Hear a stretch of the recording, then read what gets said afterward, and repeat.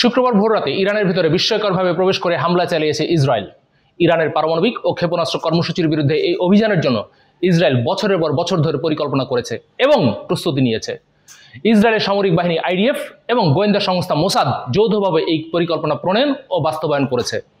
কি ছিল ইসরায়েলের সেই দীর্ঘদিনের পরিকল্পনা, যা বাস্তবায়ন করে ইরানের সামরিক ব্যবস্থাকে রীতিমতো তছনছ করে দেওয়া হয়েছে? আসুন দেখি।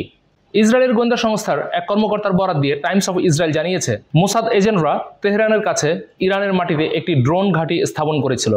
ড্রোনগুলো বৃহস্পতিবার রাতে সক্রিয় করা হয়। এই ড্রোনগুলো ইসরায়েলকে লক্ষ্য করে ভূমি থেকে ভূমিতে নিক্ষেপযোগ্য ইরানের ক্ষেপণাস্ত্র লঞ্চারগুলোতে আঘাত হেনে সেগুলো ধ্বংস করে দেয়। ড্রোন ঘাঁটি গড়ে তোলার পাশাপাশি ইরানের ভিতরে সামরিক অস্ত্র ব্যবস্থা বহনকারী ছোট ছোট যানবাহন পাচার করেছিল ইসরায়েল। এই অস্ত্রগুলো ইরানের ড্রোন প্রতিরক্ষা ব্যবস্থাকে ধ্বংস করে দেয়।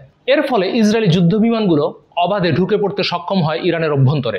ইসরায়েলি এই বিমানগুলো দ্রুত ইরানের গর্ব নাতানজ পরমাণু সমৃদ্ধকরণ কেন্দ্রে ভয়াবহ আঘাত হেনে বের হয়ে যেতে সক্ষম হয়। সমন্বিত এই হামলার গোপন প্রচেষ্টার তৃতীয় অংশ হিসেবে মধ্য ইরানে বিমান বিধ্বংসী স্থানগুলোর কাছে নির্ভুলভাবে লক্ষ্যবস্তুতে আঘাত হানতে সক্ষম এমন ক্ষেপণাস্ত্র মোতায়েন করে মোসাদ কমান্ডোরা।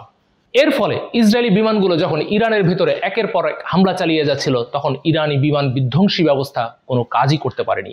ইসরায়েলের এই অভিযান আধুনিক যুদ্ধের ধরন একরকম পাল্টে দিতে সক্ষম হয়েছে। ইরান হয়তো এবার বুঝতে সক্ষম হয়েছে শুধু অস্ত্র থাকলেই হয় না, সঙ্গে বুদ্ধিমত্তাও থাকা প্রয়োজন। দেশের ভেতরে থাকা বিশ্বাসঘাতকদের বদৌলতেই ইসরায়েল এই গোপন অভিযান পরিচালনা করতে সক্ষম হয়েছে। ইরানের তাই উচিত তার ভেতরে ঘাপ্পি মেরে থাকা সেই বিশ্বাসঘাতকদেরকে সমূলে নির্মূল করে দেয়া।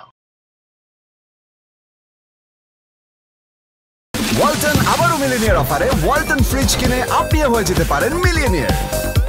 মিলিনিয়ার ছড়াছড়ি দেশ জুড়ে, এটা শুধু ওয়ালটনই পারে।